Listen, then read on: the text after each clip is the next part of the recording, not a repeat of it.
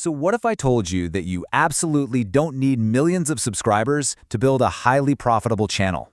Welcome to This Explainer. Today we're dissecting a really fascinating blueprint for success in 2026. And honestly, it completely flips the traditional script on how to build an audience. You see, the biggest mistake new creators make right out of the gate is aiming way too wide. They choose these massive, overcrowded spaces like general gaming, fitness, or, broad AI. And they try to compete head-to-head with thousands of established channels that already have massive production budgets. It's a total uphill battle that just leaves most creators exhausted and completely unseen. But there is a much smarter strategy. Okay, let's dive into this. A broad niche basically guarantees extremely high competition in spaces like finance or AI. Conversely, a micro niche is where the magic actually happens. By going way smaller and focusing on solving a specific problem for a specific audience, you encounter incredibly low competition. You literally stop trying to be everything to everyone, and instead, you become the absolute go-to resource for a dedicated few. So, here is our roadmap for today's explainer. We'll kick things off with the micro-niche strategy, move over to AI and tech niches, cover industry and careers, tackle finance and business, and then we'll wrap the whole thing up with testing and our top picks. Section 1. The micro-niche strategy.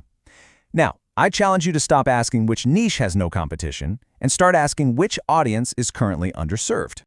To actually find that underserved audience, we use a very precise formula. It's big topic plus specific audience plus specific problem. It sounds super simple, right? But it's incredibly powerful. For example, if you take a massive topic like finance at a specific audience like beginners and focus on the problem of credit cards, you transform an impossible-to-compete-in category into the highly focused, highly searchable topic of credit cards for beginners. And this brilliantly illustrates how scaling a topic down isolates a valuable audience. If you start broadly with AI, competition is just through the roof. If you narrow it to AI for engineers, competition drops, sure, but it's still fairly broad. But zoom in further to AI tools for casting engineers.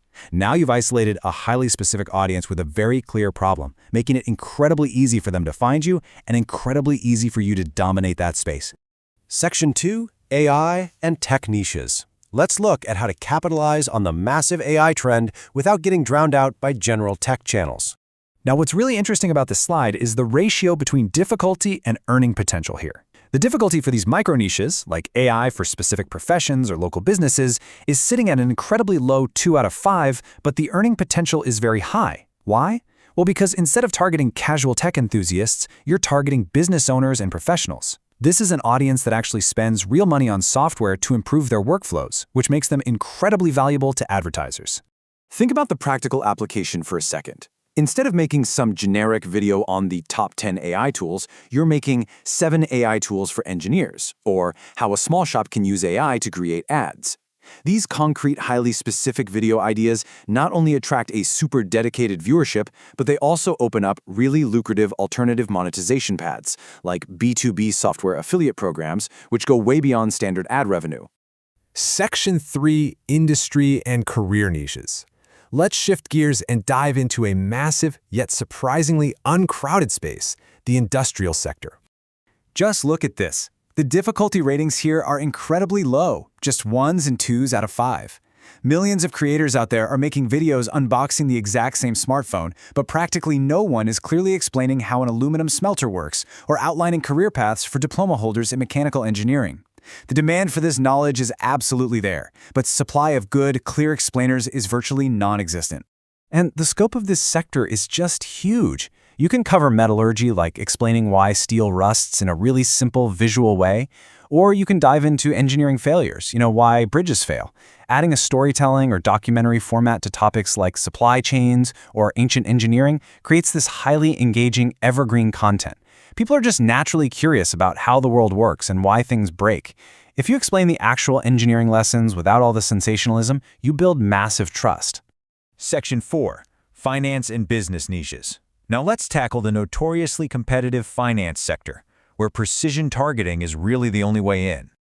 So the difficulty does creep up a bit here, hovering around a 2 or 3 out of 5, which is totally natural for the finance space.